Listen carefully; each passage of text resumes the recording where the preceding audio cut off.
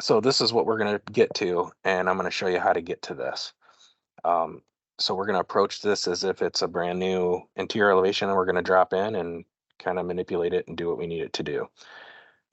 All right, so just that most people know how to do interior elevations. We're going to do view, we're going to do an elevation, and then just make sure that your correct type is over here because that's what the bubble looks like. So you can see the bubble is a little different for an exterior elevation compared to an interior elevation. And then you can move around the room and it'll automatically pick one side for you. So we're just going to go ahead and do this right here. And keep in mind, you can move this wherever you want. It won't affect the elevation itself.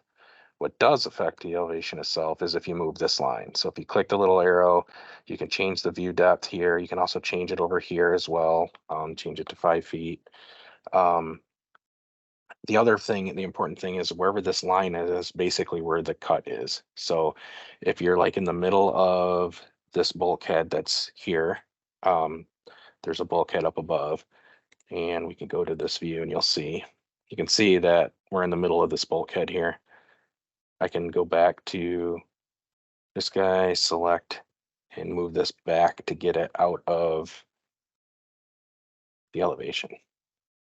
So now you can kind of see what we're dealing with here. And first thing I'm going to start out with is we're going to. So a lot of you, I know Eric has told me, and I've seen some of you do it. You're using masking regions and filled regions and stuff, like trying to get this this box over here to kind of show as your profile here. So then you would change these two to invisible, and you can kind of see that it's not super hard, but it does take a minute, right? And then you just have to turn off your crop region. I'm going to save you some time here. And this is a preferred method because Revit it doesn't give you an option to change crop region thicknesses. So I have a simple Dynamo script that I'm going to show you how to run and where it's at. So you can run this anytime you want. That'll make this look like this. All right, so the first thing that we need to do is going to select the crop region and we're going to edit it. So now you see that the entire elevation is kind of showing there as background. So now I'm going to take this line and I'm going to follow this guy along and I'm going to trim this out.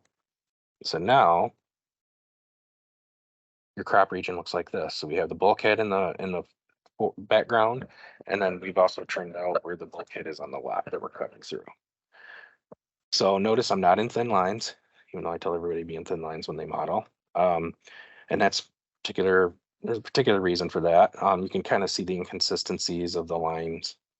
Just know when you place it elevations, Revit does a pretty good job of automatically finding the interior faces of walls, floors, ceilings, those kinds of things.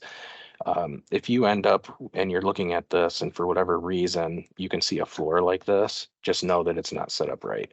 You want to make sure that these are all brought up to the floor and that they align with all the different edges. Like I said, Revit does a pretty good job doing that on its own when you place a view. So if you run any issues with that, let me know and I could come and kind of watch and see what you're doing and kind of help you out, making sure that it doesn't do that. All right, so the next step, it's pretty simple. You want to go to the Manage tab at the top and click Dynamo. And it'll take a second for Dynamo to open. And I've got several scripts that I've written that I've gotten from other folks through blogs and stuff that you can use anytime you'd like. And this is the Dynamo window, and I'm leaving it. I'm not going to do full screen just because I want you to be able to see what happens when I run this. But you're basically going to go to Open, and you can navigate to the Q Drive Office. And I would highly suggest dropping this as a shortcut in your left-hand side here if you really want to, like I have here, but I want to show you where it's at. Under Production Standards, Revit, basically where the family library is.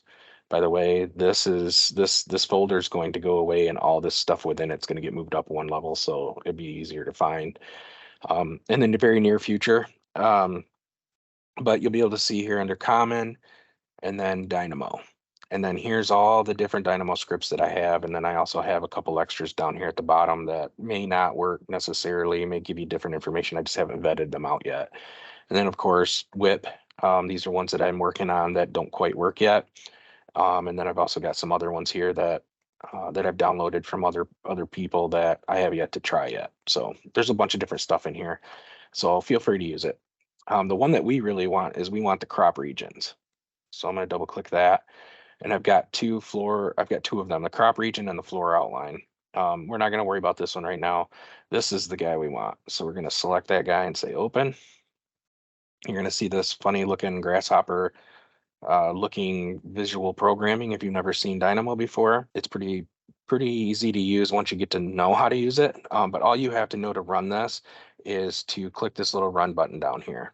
And then once this runs, I'm going to show you how to edit it even further to get a different line weight. So let me go ahead and shrink that down so we can kind of see. I'm going to try to move this out of the way.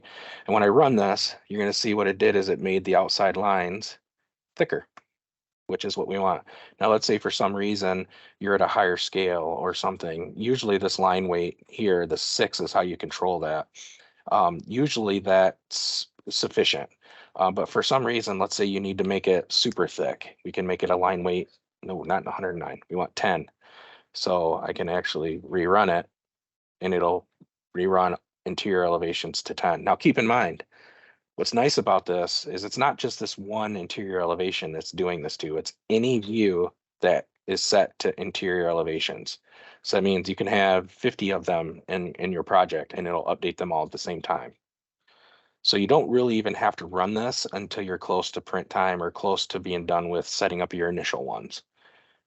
So that's the tip there. I'm going to go ahead and rerun that back down to 6. And at that point, you're good to go. And you don't want to save the Dynamo script. And that's basically how we ended up with the same view as we did here. It's a little bit moved a little bit different on in the view, but you can see it.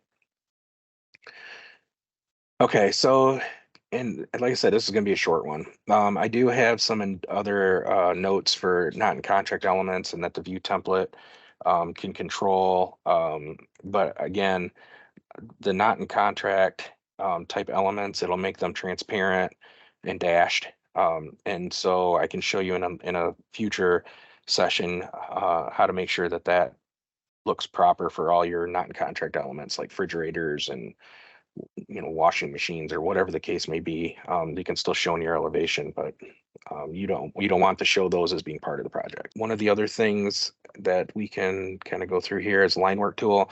Let's just say that this, obviously I can change there's several ways to change how the ceiling will show up, specifically projection or cut. A quick, easy, quick option is to use the Linework tool. If you've never used the Linework tool, I'll show that real quick. It's this guy here under manage, or I'm sorry, under modify. You'll click the Linework tool here. If you hover over it, it'll tell you, or it's LW.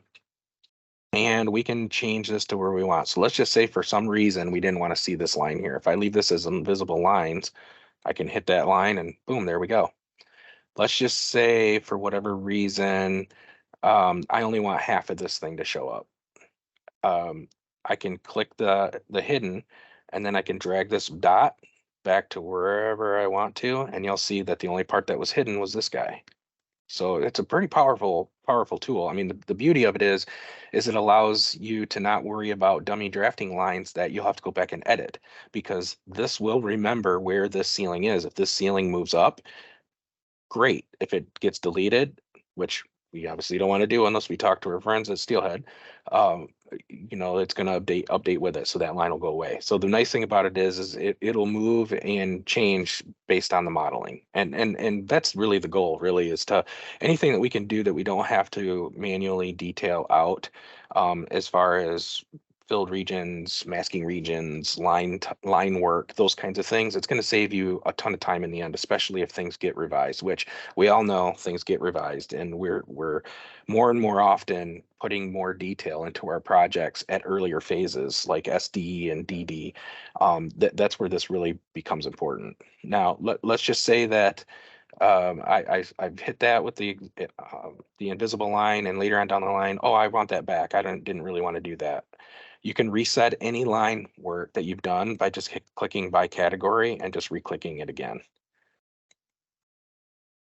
So that takes you back to that. Now, let's say I wanted it thicker.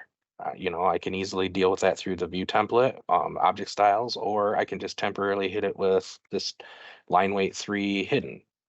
And it's the same principle. You just drag this dot back and you can see that it's going to leave the rest of it there.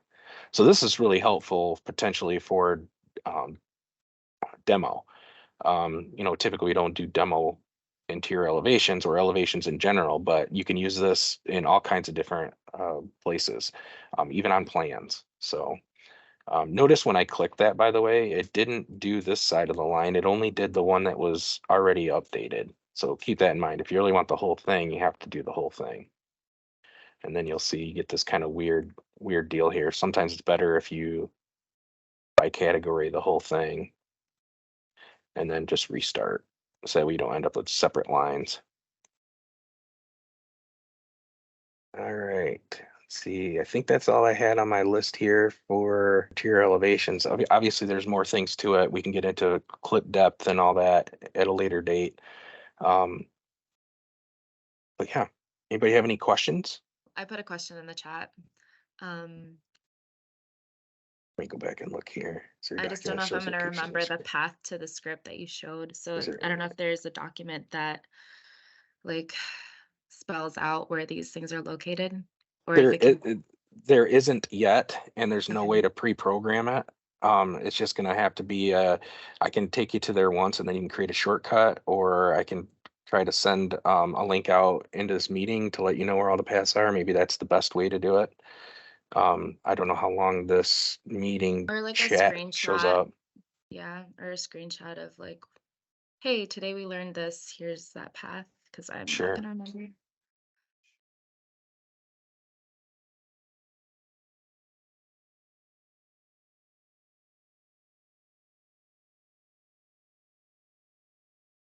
So I'll go ahead and copy this and paste it in the meeting chat, and I'll also do a screenshot and place that in there. Yeah, and this is Steve. Sure. What Jason said about shortcuts. I mean, everybody, if you're not in it every day and you don't know where these things are, definitely create shortcuts on your desktop to the family, where the family library is, detail component library when you get into wall sections and details, and then obviously the Dynamo one. If you're not in it every day, it's hard to remember. So you Yep. can see Jason's, I do the same thing. Like I can't remember where all the stuff is. So creating those shortcuts can help you with efficiency in your workflow. Absolutely. And you'll notice too, some of these, I didn't really create a shortcut for Ice Maker and BIM. The ones below this line that don't have these ability to be pinned are actually created by Microsoft for your recent folders. So you can't really control these that I'm aware of. These just pop up. So awesome. For interior elevations, I think it's pretty common that anybody could be helping to set those up within a project. If you are getting further into just the setup of the views, please be sure to make sure you're coordinating with the interior designer on the project just to make sure that noting of elements in the elevations is coordinated.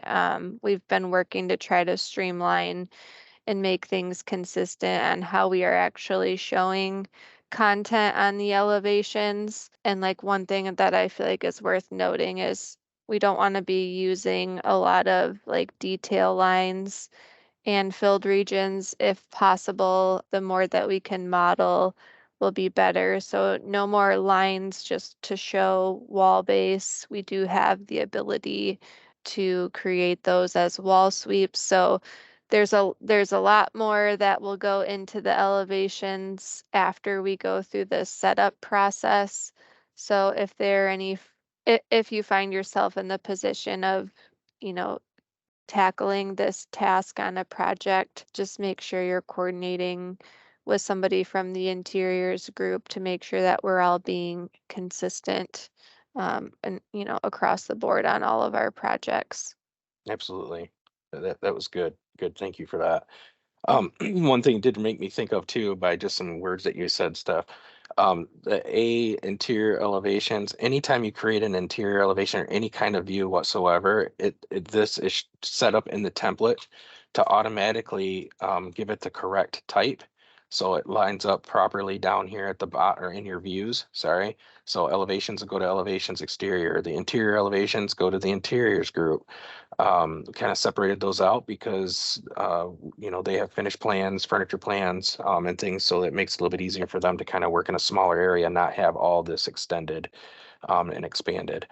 But if you noticed, I don't know if anybody noticed, but when I went to place that interior elevation, it automatically had the correct view template associated to it. It had everything it needed to be able to place itself in the correct location. So no more should you ever have to create one and find things underneath question marks, which is going to help speed up your workflow as well. That's one thing I did notice in the old template, that whenever you created a new view, for whatever reason, it would go wherever. And that's, you know, that research project is something that we don't want to have to do on a daily basis. So just know, you know, if I go to this view, you'll notice that obviously there's nothing here. It's just a blank wall, but it does have the interior elevation automatically put in there. And it's set to the interior view because I set that before I kind of went and created it. So just keep this in mind, because these are important. These are going to be a lot of what organizes our project browsers for us automatically. So great. I don't see any more hands up, so last call for questions. Otherwise, I'll let you guys go. And thanks, Steelhead, for sticking in there. I know these aren't necessarily geared towards MEP, but again, you know, I just want to reiterate, I think it's important for you all to see where we're coming from and how we're getting to different places, and it goes along the other way as well. We really should see what you guys are trying to do and how things affect you as well, and that's just going to make us more efficient in the end. And that's the ultimate goal, right? We want to make sure nobody's redoing work. And the elevations are a great way to coordinate, especially electrical devices. So we can see if outlets are showing up, you know, at the wrong height or behind equipment that maybe you guys didn't know about. So I think would be good practice to review the elevations and for us to mark them up when we see those conflicts between what we're doing architecturally and in the MEP model. Yes. And feel free, if Howard's on here or Braden, I see that you're on here. If you guys do any of these kinds of trainings or whatever, feel free to invite architectural folks. I mean, it may seem like a waste of time, but it really isn't. If everybody understands what they do affects everybody else, it's just going to make us all better in the long run. Yeah. Hey, Jason. Thanks for bringing that up. I am in discussion with Braden. I'm putting together some training methods and things that MEP, you know, typically goes through on a day-to-day. And I know it's just typical Friday or where, you know, you share the architectural side of things.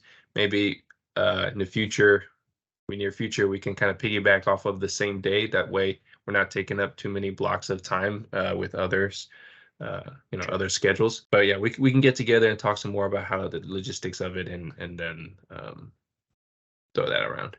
Sure. Yeah, absolutely. And you know, the majority of these, you know, I'll get with you on topics and things. If it's general information that everybody should probably hear, we can include it in one of these. And then, you know, if it's more MEP specific, obviously we can still invite everybody to it, but have that right after or something. But I'll get with you offline on that. It's a good idea. Yeah, Sounds good. Fantastic. All right. Well, thank you everyone for attending.